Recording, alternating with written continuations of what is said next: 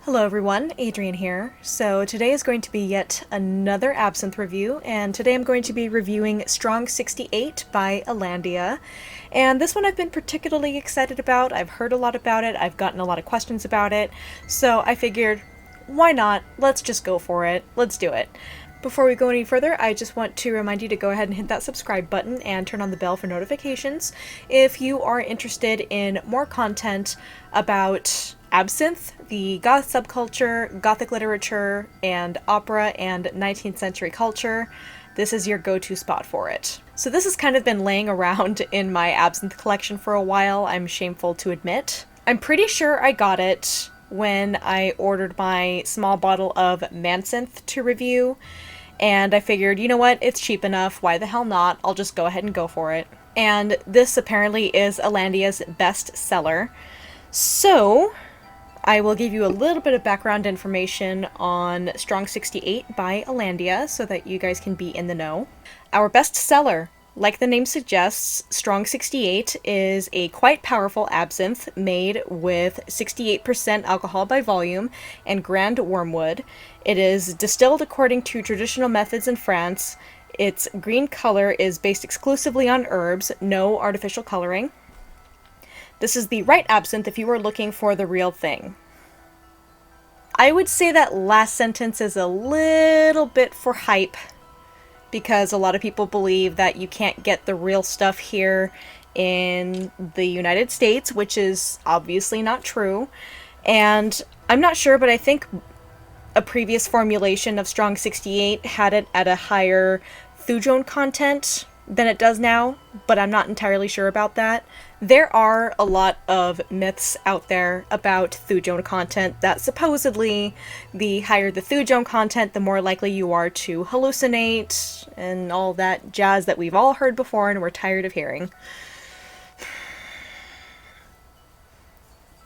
Yes, there are a lot of myths out there about thujone content in regard to absinthe, and let's just go ahead and get a few of those out of the way now. So, first of all, it's not true that absinthe here in the United States has 0 thujone. That is absolutely not true.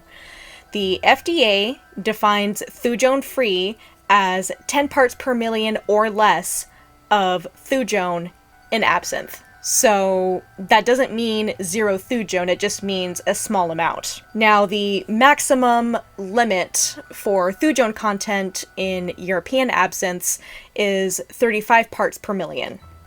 So yes, that is significantly higher. However, I have discussed in depth with a lot of my absinthe friends overseas who have had European absinthes that do have that higher thujone content, and they have assured me in their various experiences with absinthe that has a higher thujone content that it really doesn't have any of those legendary effects that absinthe is known for.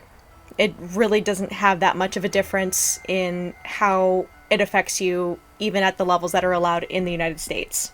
Obviously, it doesn't make you hallucinate. So even if the thujone content is 35 parts per million versus 10 parts per million or less in the United States, it really doesn't make that much of a difference in how it affects you. Sorry.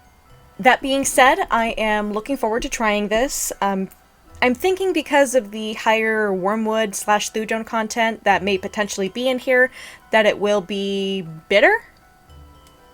But again, I will taste it without sugar, because I've gotten to a point in my absinthe experience where I can finally taste it without sugar and kind of get a more nuanced analysis of the absinthe as a whole.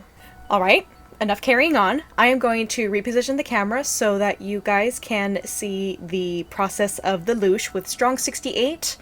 I'll be right back. Alright, so here we have our bottle of Strong68. And since this is in somewhat clear packaging, you can see that this is a pretty well kind of golden green color. So I will give it 4 stars on its appearance. It's very clear. It's very aesthetically pleasing. However, it's not, again, it doesn't have that kind of jewel-like quality, as you can see.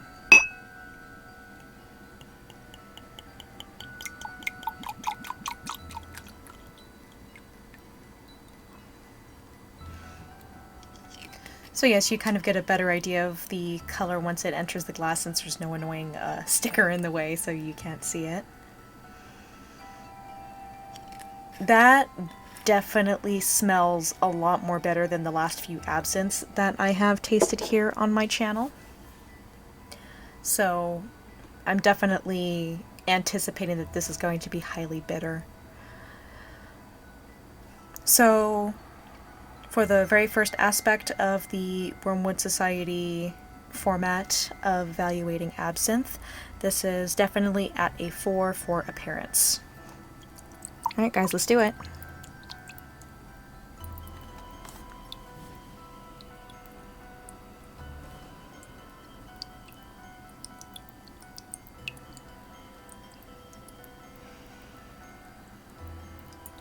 Okay, I'm noticing it's sweetening up just a bit.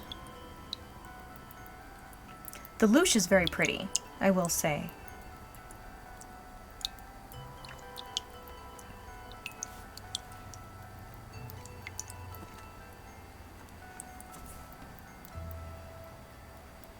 Definitely getting some hints and hues of green and gold, as you typically get with traditional absinthe and well-made absinthe that is not artificially colored.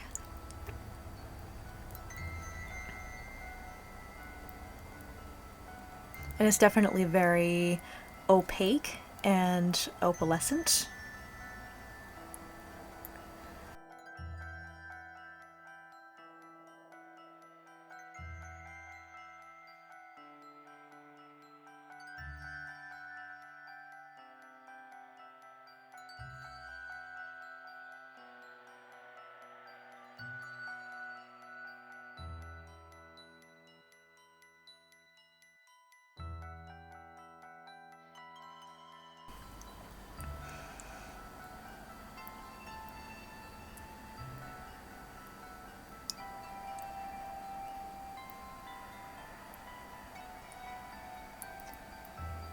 It always gets me every time I watch the process of the Louche whenever I'm preparing absinthe.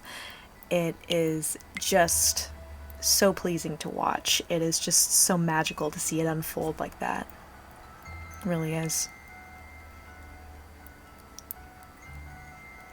And the reason why I'm talking in this low, slightly sultry voice is because several of you voted on my Instagram that you were interested in having me do, or rather incorporate, ASMR into my absinthe reviews, because apparently you guys are very calmed by watching the process of it, and now that I have better equipment, it seems only natural to incorporate that aspect of ASMR into the watching of the preparation.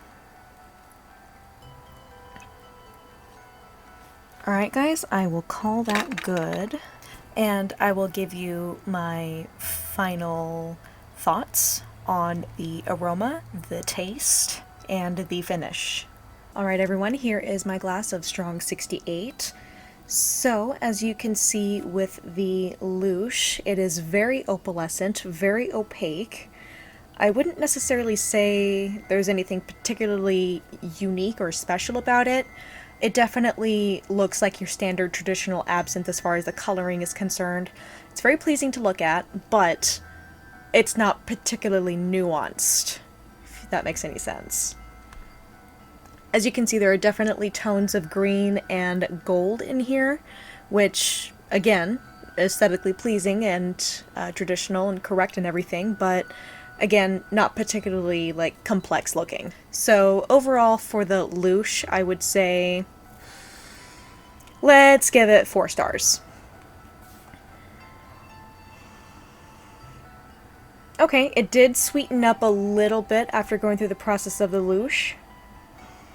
I can definitely smell the anise in there. I am pleased to say that it doesn't smell like it is over saturated or overpowered by fennel, because I've noticed a lot of absinthe brands out there tend to add a whole bunch of fennel to kind of compensate for how bitter the absinthe can be from the anise and the wormwood.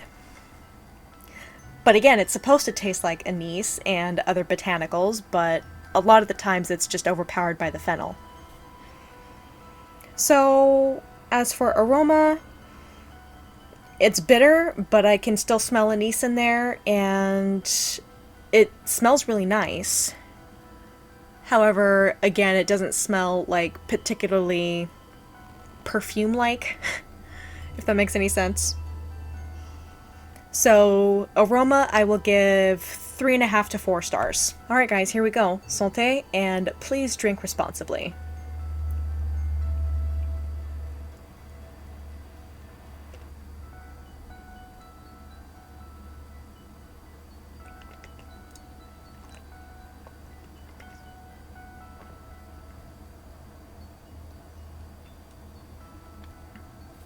Wow, okay. Yikes. I will say it was sweeter than I was anticipating it to be. However, it had a little bit of a prickly sensation on the tongue that kind of suggested it had to do with the possible increased wormwood content in here. I'm trying to determine what that other botanical is on the finish. The sweetness surprised me. The sweetness definitely pleasantly surprised me. It's just that that's a little more of a bite on the tongue than I was expecting. However, unlike Virgin Vert that I had previously a couple of videos ago, I didn't feel attacked by this one necessarily, just taken aback. Not sure, but I'm pretty sure there's some kind of lemon balm in there. Because I'm getting this kind of lemon-like sort of whisper on the finish as far as that's concerned. That may possibly be contributing to the kind of prickly, tingly feeling I'm getting on the tongue. Just saying. It's definitely interesting. It's not unpleasant. I'm really puzzled by that finish. Like, I'm wondering what that plant is that's really sticking out at the end of it. I can't really place what it is. It just kind of feels like a dead leaf. Like dead grass or something. That's the best way that I can describe it, but I can't really pinpoint or differentiate what exactly that herb is. I will say this does not give me that kind of breath of winter fresh air finish or freshness that I typically get with absinthes that I really like. While this is not horrible, I will say it's not as nuanced in taste as I would prefer. It definitely has some sweetness in it, so it's not that it's way too bitter, it's just that it's not unique enough or nuanced enough for me to warrant it a 4-star rating for taste. So for flavor, I will give it a 3 out of 5 stars. I will say, even though it is 68% alcohol, I'm really not feeling all too much of it. Like, I feel a little bit of something happening in my collarbones right here, because I typically feel that whenever I drink something that is very high in alcohol content, such as absinthe or tequila or something. So typically I feel that, but I'm really not feeling it right now. I just have a little bit of a tingle in that area, but not that much. I don't love it, but I don't hate it. It could definitely be a lot worse.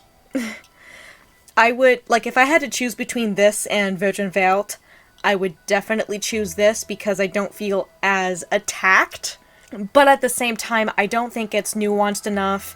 I wouldn't necessarily classify it as delicious, but there are some pleasant qualities to it, just not enough for me to warrant a 4 or 5-star rating for taste and finish. Okay, now I'm starting to feel it. Actually, my tongue is a little bit numb. Tiny bit. Mind you, I'm not exactly a lightweight since I regularly drink absinthe. I'm not exactly a wimp when it comes to alcohol. But my tongue is a little numb. Just a little bit. Alright, let's do one last rundown before we conclude this video. For appearance, I would rate it 3.5 to 4 stars. For aroma, I would rate it, again, 3.5 to 4 stars. As for flavor, I will rate it 3 stars. For mouthfeel, I will rate it also 3 stars. So overall, I would definitely give this a 3.5 star rating. It's not terribly special or spectacular, in my opinion. I really don't feel anything different than I would with a typical absinthe, so any conception that anyone has about the heightened wormwood content making any sort of difference, not happening. Not here. So if you like absinthe that is a little more on the dry and bitter side, I would definitely recommend this. I would absolutely not recommend this for a beginner of absinthe because you will be instantly put off by how bitter it is. So, beginners beware. Do not go for this one. So, those are my thoughts on Strong68 by Alandia. I'm not crazy about it, but I don't hate it either. What can you do? So she found this for me and she got it for me, and it's very soft, very warm, very comfy, and it's not overheating at all. And I figured, since absinthe is a very Belle Époque and very Victorian thing, that I would wear a smoking jacket. I feel a little bit like Vanessa Ives wearing this thing. So do you like this intimate setting with me wearing a smoking jacket while doing these absinthe videos? Please tell me. And once again, if you guys enjoy my incorporating of the Wormwood Society format of evaluating and rating these absinthes, please tell me. I would love to hear your thoughts. Have you ever had Strong68 before? Please leave a comment down below and tell me what you thought. So, subscribe to my channel if you haven't already, and I will see you guys later. Bye!